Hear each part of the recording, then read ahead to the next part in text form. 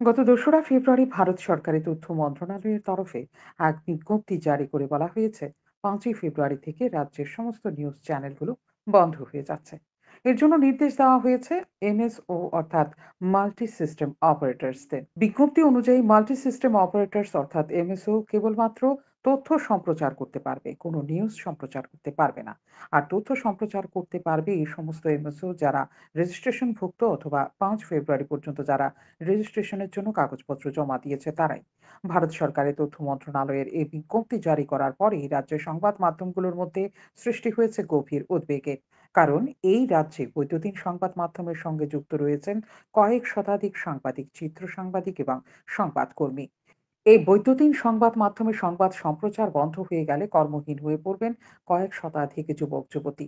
এই সমস্ত যুবক-যুবতীরা কর্মহীন হয়ে পড়লে ক্ষতিগ্রস্ত হবে তাদের পরিবারও। রাজ্যে ৩০টির বেশি কেবল নিউজ চ্যানেল রয়েছে।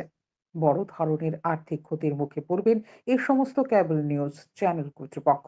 সমস্ত কিছু বিচার বিবেচনা করে রবিবার দুপুরে আগরতলা প্রেস ক্লাবে বৈদ্যুতিন সংবাদ মাধ্যমের কর্ণধাররা এক গুরুত্বপূর্ণ বৈঠকে মিলিত হয়।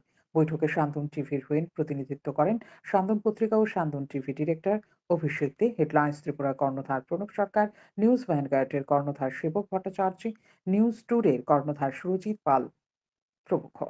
এই বৈঠকে রাজ্যের বৈদ্যুতিন সংবাদ মাধ্যমগুলোর প্ল্যাটফর্ম সার্ভিস অর্থাৎ পিএস চ্যানেল রেজিস্ট্রেশন সংক্রান্ত বিষয়ে অগ্রসর হওয়ার জন্য সার্বিক আলোচনা হয়। পিএস চ্যানেল রেজিস্ট্রেশন হওয়ার সাপেক্ষে অন্তর্বর্তীকালীন সম্প্রচার অব্যাহত রাখার জন্য প্রয়োজনীয় উদ্যোগ গ্রহণ করতে রাজ্যের মুখ্যমন্ত্রী অধ্যাপক ডক্টর মানিক সাহার দৃষ্টি আকর্ষণ করা হয়। একই সঙ্গে কেন্দ্রীয় প্রতিমন্ত্রী প্রতিমা ভৌমিক এবং দুই সাংসদকে উদ্যোগ গ্রহণ করার জন্য অনুরোধ জানানোর সিদ্ধান্ত গৃহীত হয়। পাশাপাশি অন্তর্বর্তীকালীন সম্প্রচার চালু রাখার বিষয়ে ভারত সরকারের তথ্য সম্প্রচার মন্ত্রণালয়ের মন্ত্রী অনুরাগ ঠাকুরের দৃষ্টি আকর্ষণ করার জন্য উদ্যোগ গ্রহণ করার সিদ্ধান্ত গৃহীত হয়। রাজ্যের বৈদ্যুতিন সংবাদ মাধ্যমের ওপর এভাবে আচমকা কালো মেঘ নেমে আসার ঘটনায় উদ্বিগ্ন আগরতলা প্রেস ক্লাবও। উদ্বুদ্ধ পরিস্থিতির পরিপ্রেক্ষিতে রাজ্যের মুখ্যমন্ত্রী অধ্যাপক ডাক্তার মানিক সাহার দৃষ্টি আকর্ষণ করে আগরতলা প্রেস ক্লাব। উল্লেখ করা যেতে পারে ৫ ফেব্রুয়ারি অর্থাৎ সোমবার দিল্লিতে এক গুরুত্বপূর্ণ বৈঠক অনুষ্ঠিত হতে চলেছে। এই বৈঠকে ডাকা হয়েছে মাল্টি সিস্টেম অপারেটরস তথা এমএসও কে। এই বৈঠকে উপস্থিত থাকার কথা রয়েছে ভারত সরকারের তথ্য মন্ত্রণালয়ের পদস্থ আধিকারিকদের। এই বৈঠক যথেষ্ট গুরুত্বপূর্ণ এবং তাৎপর্যপূর্ণ। আর গুরুত্বপূর্ণ এই বৈঠকের ওপরেও তাকিয়ে রয়েছে রাজ্যের বৈদ্যুতিন সংবাদ মাধ্যমগুলো।